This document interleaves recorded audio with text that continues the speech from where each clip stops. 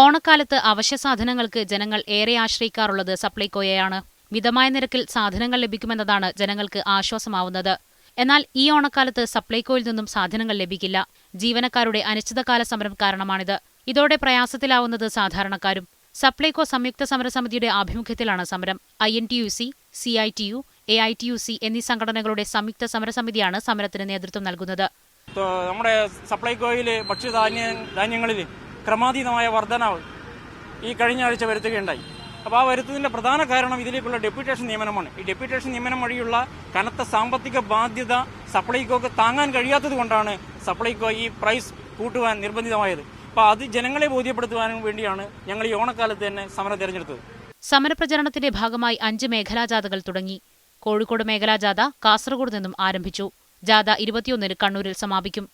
August 24-ന് Supplyco ആസ്ഥാനത്ത് കുടുംബസമരം നടത്തും. Deputation അവസാനിപ്പിക്കുക, പ്രമോഷൻ നൽകുക, പെൻഷൻ ഏർപ്പെടുത്തുക, പൊതുജന പങ്കാളിത്തം വർദ്ധിപ്പിക്കുക തുടങ്ങിയ ആവശ്യങ്ങൾ ഉന്നയിച്ചാണ് സമരം. സെപ്റ്റംബർ 2 മുതൽ അനിശ്ചിതകാല സമരം ആരംഭിക്കുന്നതോടെ എല്ലാ സപ്ലൈകോ വിതരണ കേന്ദ്രത്തിന്റെ പ്രവർത്തനവും നിശ്ചലമാവും. ഇതോടെ ഓണം ആഘോഷിക്കുന്നതിന് സപ്ലൈകോയെ ആശ്രയിക്കുന്ന പാവങ്ങളാണ് പ്രയാസത്തിലാവുക. മീഡിയ 1 കാസർഗോഡ്.